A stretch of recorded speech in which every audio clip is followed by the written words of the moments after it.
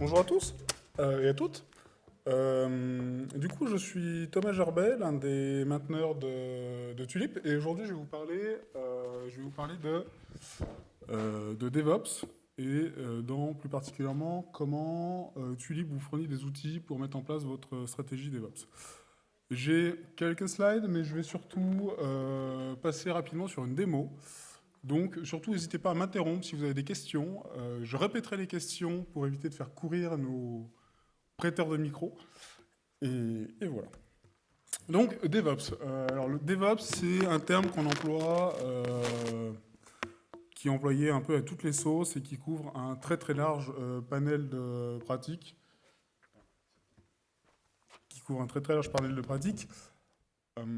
Basiquement, toutes ces idées et toutes ces pratiques se recoupent autour d'une seule chose, c'est comment on fait pour accélérer la mise en production d'une idée.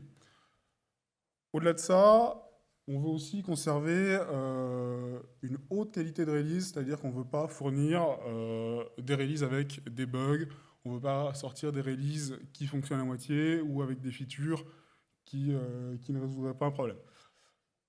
Euh, tout ça pour arriver à des aspects de collaboration. Toutes les pratiques DevOps, ou tout le même partie, vous permet, enfin, s'axe sur la collaboration entre les équipes, par exemple, de développement et d'Ops, d'où le nom, mais aussi des équipes, par exemple, de design. Vous pouvez, par exemple, faire du design Ops qui intègre les phases de design de vos produits directement à votre cycle DevOps. Et bien évidemment, pour garder une vélocité dans la production de vos idées et la remise en production, l'autre gros axe est bien sûr l'automatisation. C'est un court résumé de ce que couvre le DevOps. Maintenant, en termes d'outils, l'outil principal qui se retrouve, c'est vraiment tous les outils de gestion de code source. Et l'outil principal actuellement pour réaliser cela, c'est Git. Git est fourni avec Tulip et est un outil absolument crucial pour toute la collaboration des développeurs. Mais pas que les développeurs. Les équipes d'Ops maintenant travaillent beaucoup plus avec du code, comme l'a dit ce matin Thomas Cotier. On est vraiment actuellement sur des démarches d'infrastructure à code où on va vraiment définir votre infrastructure au travers d'un fichier texte que vous allez vouloir stocker dans un fichier YAML que vous allez pouvoir potentiellement faire revoir ou communiquer à d'autres équipes. Et tout ce petit monde-là va travailler finalement avec du code ou avec des choses qui peuvent être gérées comme du code. Ça va vraiment donc être le pilier de toute votre stratégie DevOps. Tout ce qui va s'axer après autour va venir s'appuyer sur Git ou des outils équivalents. Git n'est cependant pas parfait et a quelques défauts, et l'un des défauts qu'on rencontre fréquemment, c'est le stockage de larges fichiers binaires dans Git. Par large fichier binaire, j'entends plusieurs mégas. Pourquoi? Parce que Git est pensé pour travailler avec des fichiers texte pour pouvoir stocker à chaque fois des petits différents pour éviter d'avoir à récupérer trop d'informations. Si par exemple vous commencez à pousser des fichiers de 50 mégas que vous mettez à jour toutes les 2 heures dans votre dépôt Git, ça veut dire que les petits camarades avec qui vous travaillez, vos outils de CI avec lesquels vous travaillez, vont être aussi obligés de récupérer toutes ces données-là. Et rapidement, vous allez rencontrer des problèmes de performance. Récupérer le dépôt alors qu'il y a 1 giga récupéré à chaque fois, ça va devenir pénible pour vos utilisateurs et ça va devenir pénible pour vos outils de CI. Ça va aussi ralentir un certain nombre d'opérations de Git en lui-même, de nettoyage et d'optimisation. Et des opérations qui sont censées être très très rapides vont devenir très très lentes ou au moins suffisamment lentes pour que ça soit ressenti et que ça soit pénible. Le but du jeu est donc d'éviter de réaliser de stocker des larges fichiers binaires dans Git. J'ai marqué aussi, je parlais aussi de problèmes d'infrastructure. Par problème d'infrastructure, il est évident que si vous avez plusieurs gigas de télécharge à chaque fois et que vous répartissez ça entre 100 utilisateurs ou entre vos CI vos outils d'intégration continue qui vont récupérer ça plusieurs fois par minute, ça va forcément vous poser des problèmes, par exemple, de réseau. Juste à titre de comparaison, J'ai récupéré quelques valeurs de certains dépôts, au moins la taille des pack size, c'est-à-dire les endroits où sont stockés les objets Git, euh, qui sont finalement parmi les plus gros repos Git connus.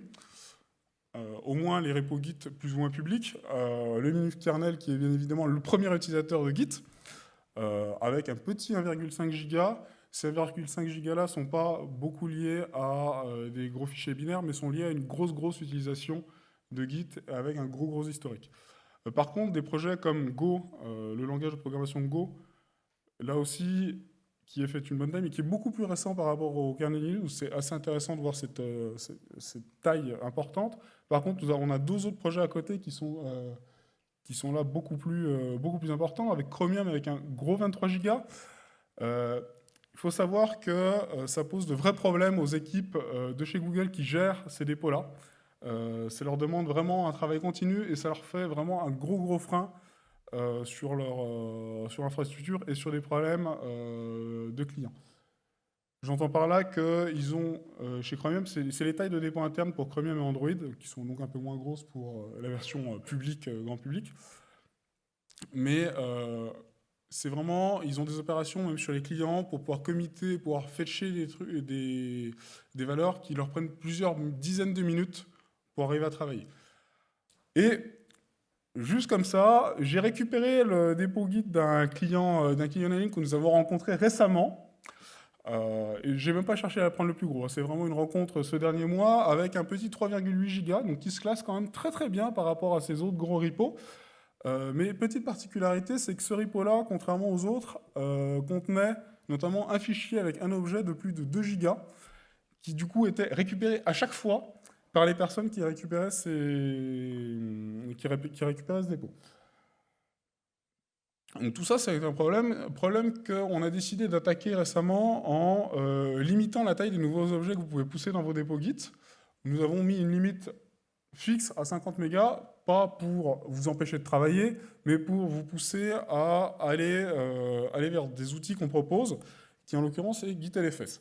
GitLFS est une extension de Git qui vous permet de stocker tous ces fichiers binaires, les garder proches de vous, donc par exemple vos firmware, vos archives, et de les garder dans vos dépôts sans rencontrer tous ces problèmes de performance qu'on a pu rencontrer.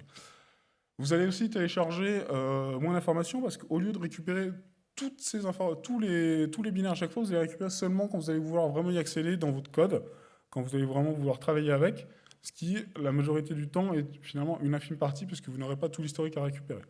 Et un autre point intéressant, c'est que contrairement à aller stocker ces informations-là, par exemple dans le document manager ou ailleurs, vous allez pouvoir stocker tout ça dans votre dépôt Git et conserver du coup le même système de permission et d'access control au même endroit, ce qui est quand même très pratique.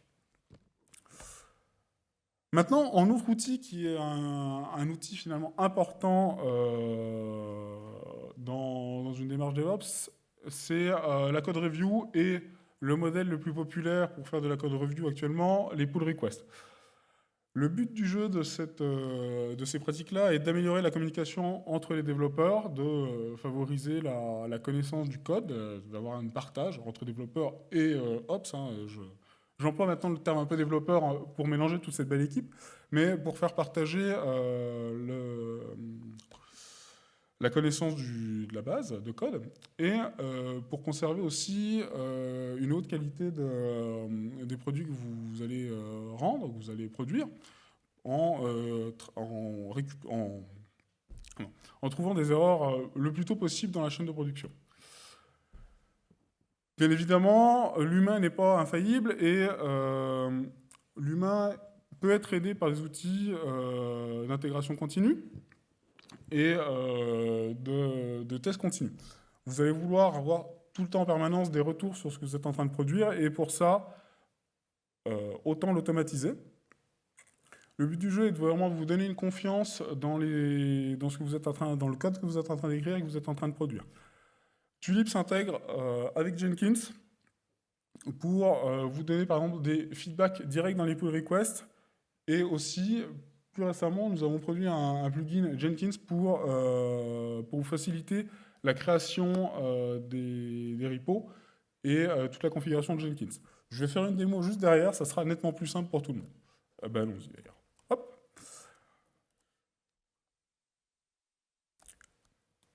Donc, je pense que la majorité d'entre vous, qui n'a jamais vu un dépôt guide dans Tulip? Ah, il y a quand même quelques personnes. Alors, je vais naviguer un peu, comme ça on va pouvoir faire toute la chaîne complète.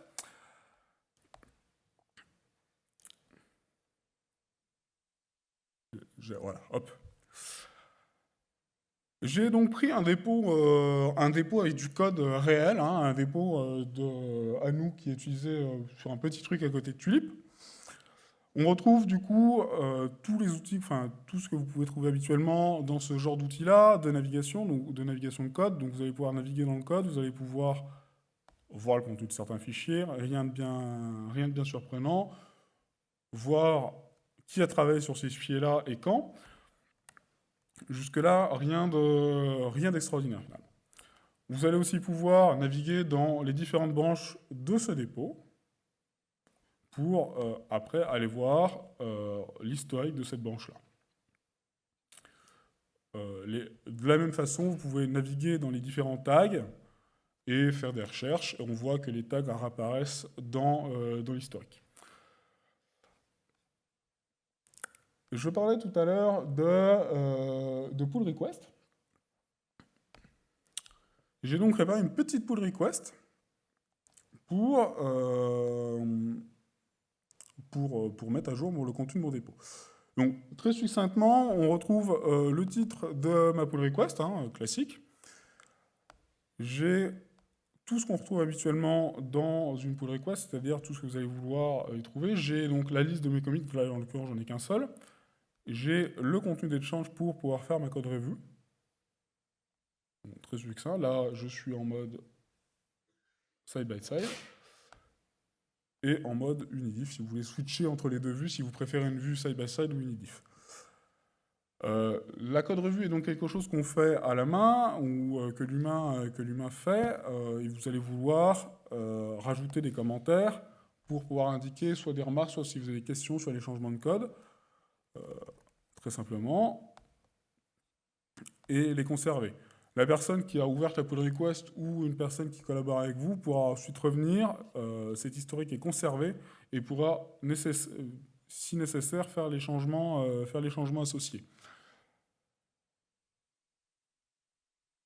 Pendant que je suis là, parce qu'on parle DevOps, on parle classification, rangement, on voit aussi que là ici j'ai un petit tag de 0 si vous aimez bien ranger et associer vos différentes pull requests, que vous pouvez après dashboarder si vous voulez avoir une vue d'ensemble de l'état de votre projet.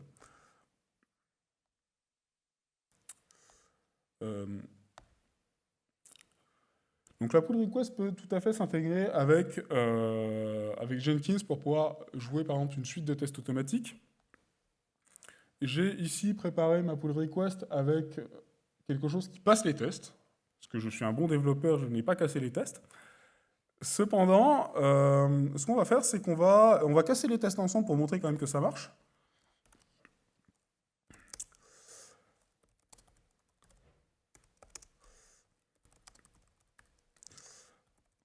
Hop, donc on est vraiment... tiens donc. Ah bah, add logo, certes. Donc on est vraiment dans un workflow classique de développement. Je vais ouvrir un truc pour... Voilà, et donc là, je vais me mettre dans un des tests, parce que je connais un peu le code, et je vais supprimer des choses qui sont attendues. Je vais donc casser volontairement les tests, chose qui n'arrive jamais dans la vraie vie.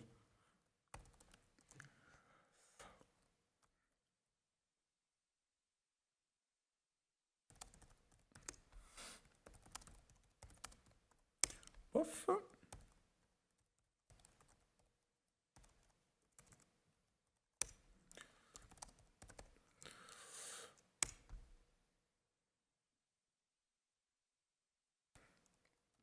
J'ai donc poussé ça dans une branche.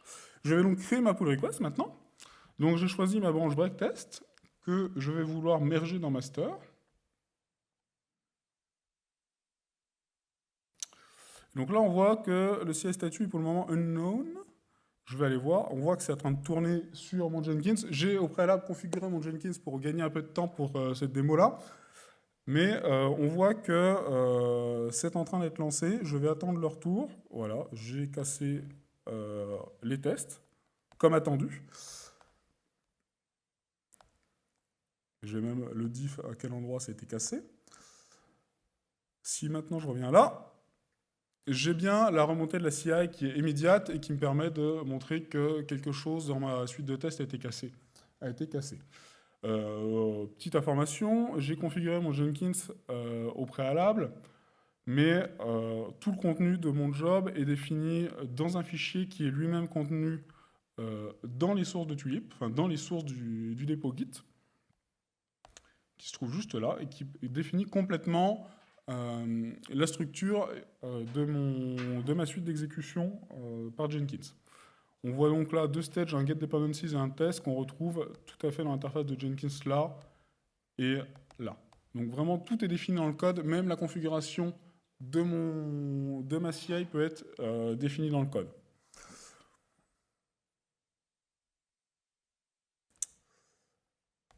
Hop, donc à partir de là, vous pouvez tout à fait décider de rejeter le commit, de l'abandonner en disant c'est complètement cassé, ou bien de reprendre mon test et de dire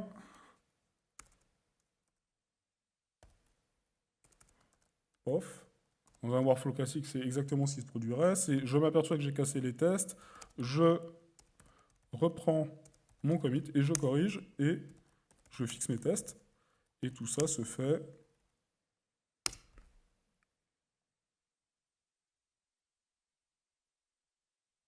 dans la foulée. Hop. On va attendre quelques secondes.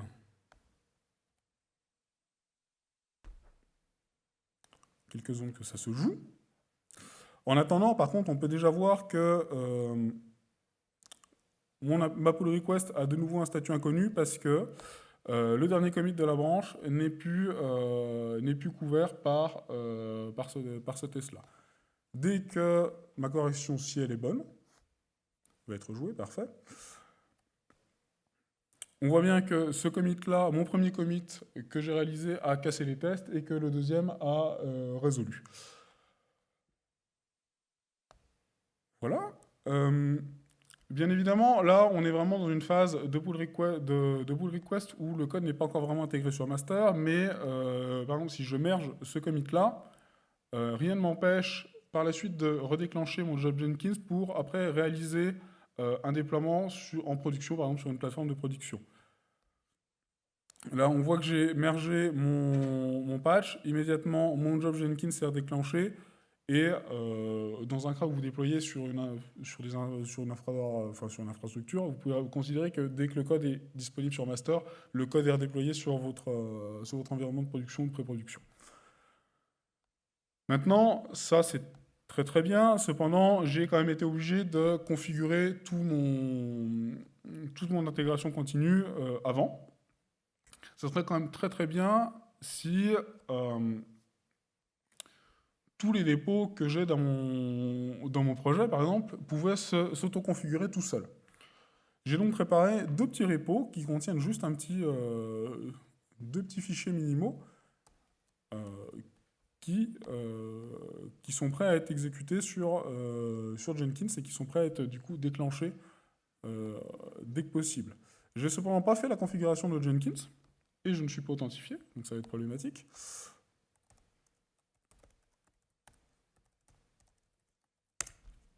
Hop. Mais on va la faire ensemble pour montrer à quel point ça peut être simple. J'ai donc là juste mes deux repos et je vais donc créer un nouvel item.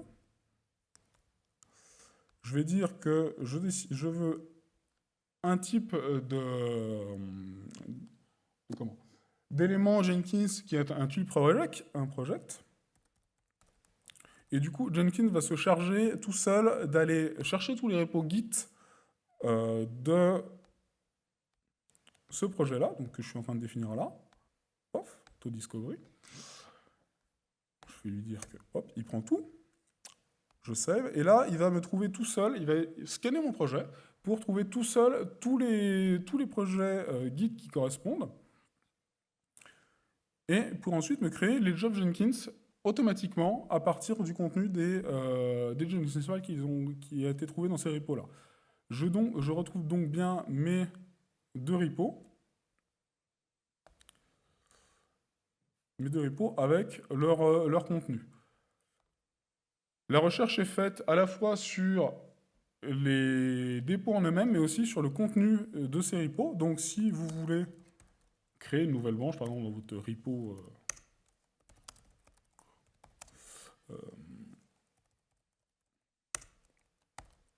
hop,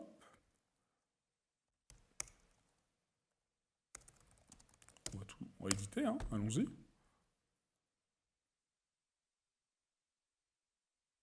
Hop, on va remplacer, on va mettre à jour pour montrer que...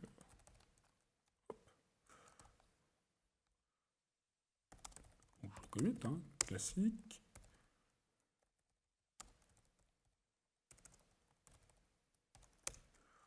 Et je publie. Je publie.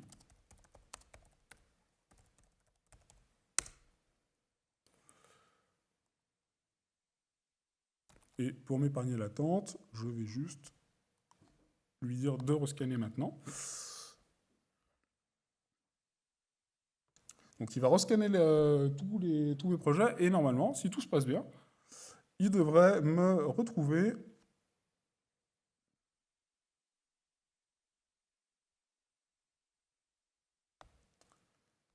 il devrait me retrouver de la branche que je viens de créer un instant. Si on passe dans mon projet repo 01, on retrouve bien ma branche avec mon Jenkins file modifié, qu'on retrouve bien effectivement du côté de Jenkins, où je n'ai rien eu à faire, à part la configuration initiale, de lui dire « allez chercher dans tel projet de Tulip ».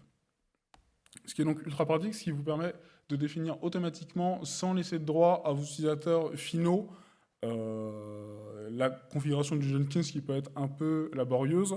Vous pouvez du coup automatiser complètement la chaîne en disant juste à Jenkins d'aller chercher dans un projet spécifique. Si on regarde bien là, je n'ai pas menti, c'est bien le code qu'on a modifié qui a été exécuté.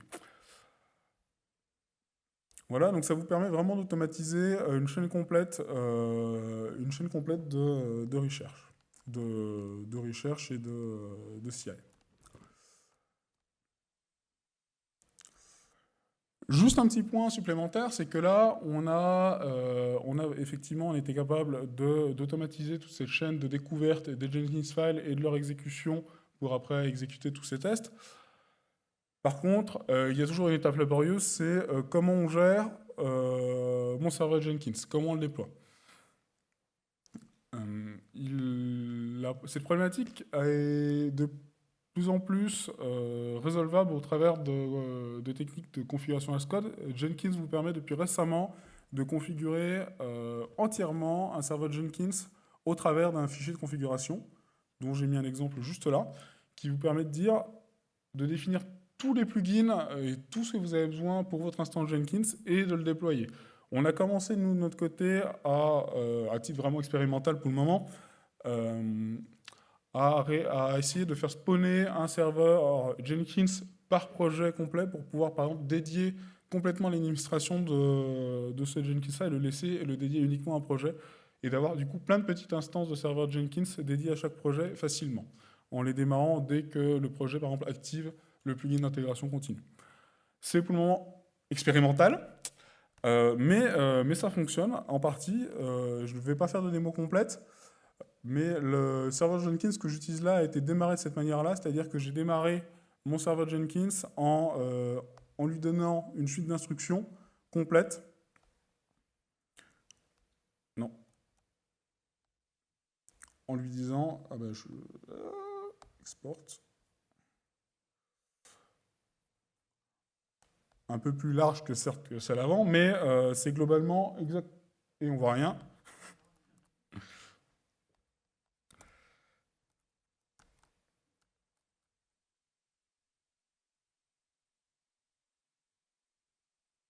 Mieux.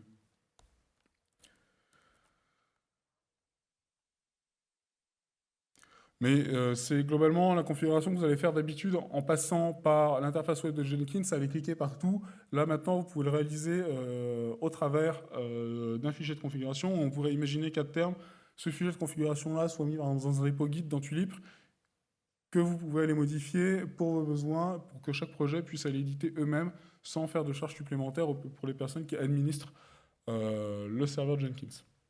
Et du coup, avoir plein de petits serveurs Jenkins, chacun adapté à une équipe de développement précise.